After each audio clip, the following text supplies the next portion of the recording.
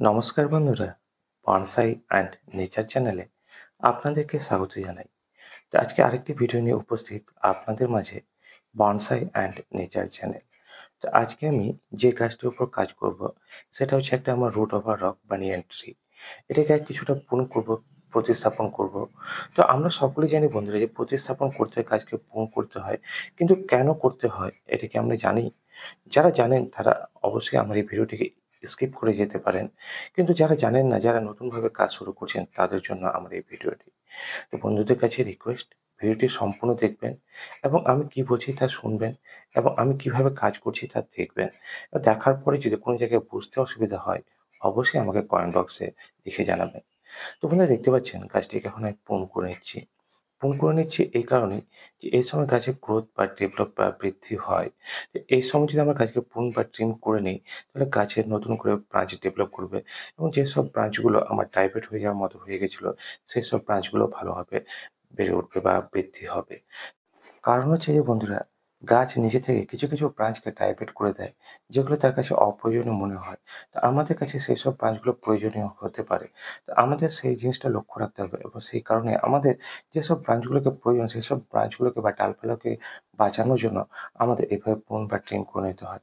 এছাড়াও বন্ধুরা এই সময় নতুন, নতুন সোর্স বা কুশি বা নতুন, নতুন ডালপালা বৃদ্ধি হয়। তো এই সময় গাছের উপর প্রুনিং, ট্রিমিং এর কাজগুলো করা যায়।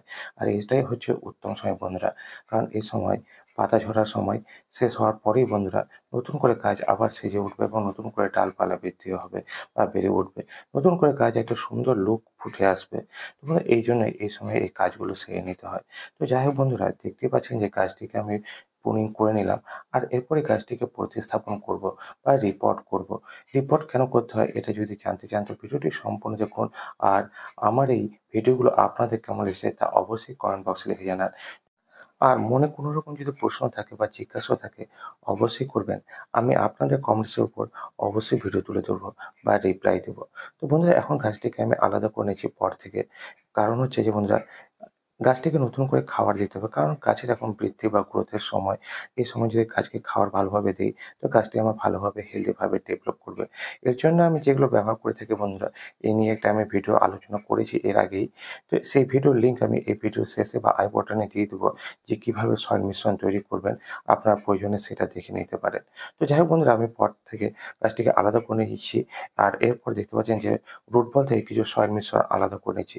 কারণ কি বন্ধুরা, আমি নতুন করে খাবার দেবো। যাতে করে এই গাছের যে রুটস গুলো আছে সেগুলো নতুন করে খাবার পায়, নতুন করে একটা স্পেস পায় বা জায়গা পায়। আর নতুন করে খাবারও সংগ্রহ করবে, যার ফলে গাছটি আমার আরো ভালোভাবে হেলদিভাবে ডেভেলপ করবে। তো এইসব কাজগুলো করার প্রয়োজন আছে।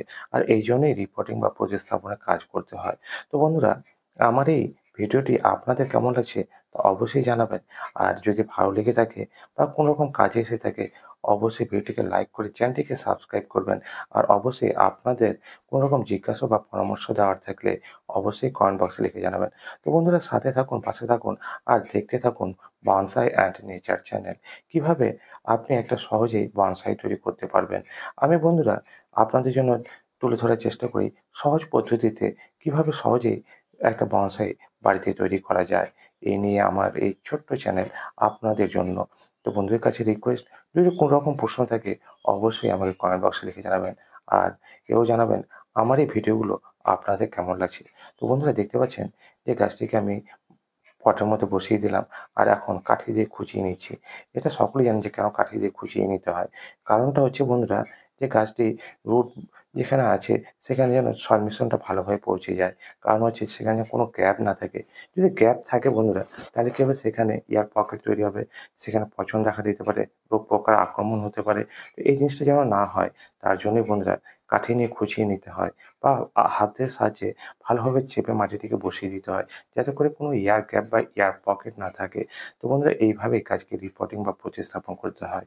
আর এই কারণেই করতে হয় যে গাছের যেন ভালোভাবে গ্রোথ হয়, বৃদ্ধি হয়, গাছ নতুন করে খাবার পায় এবং নতুন করে ডালপালা ডেভেলপ করতে পারে এবং যেসব ডালপালাগুলো আছে সেগুলোর থিকনেসটা ভালোভাবে বৃদ্ধি হয়। তো এই জিনিসগুলোর জন্যই গাছকে রিপোর্টিং বা প্রতিস্থাপন করতে হয়। তো যাই হোক বন্ধুরা, আমি আজকে আপনাদের সামনে যতটুকু পারলাম তুলে ধরার চেষ্টা করলাম।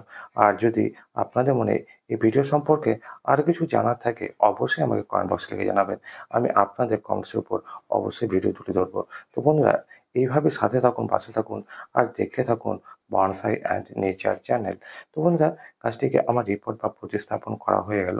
এরপর যেটা দিব সেটা হচ্ছে একটা খাবার দেবো বা একটা এনার্জি ড্রিংক দেবো বা একটা ম্যাজিক পাউডার দেবো, যাতে করে গাছটি আমার আরও দ্রুত ডেভেলপ করবে। তো এই যে দেখতে পাচ্ছেন, আর এটা নিয়েও আমি একটা ভিডিও তুলে ধরেছি আপনাদের মাঝে। তো যারা দেখেনি তাদের জন্য এই ভিডিও শেষে বা আই বাটনে সেই ভিডিওটিরও লিঙ্ক দিয়ে দেবো। তো প্রয়োজনে আপনারা দেখে নিতে পারেন যে আমি কি ব্যবহার করলাম। তো বন্ধুরা, দেখতে থাকুন বনসাই অ্যান্ড নেচার।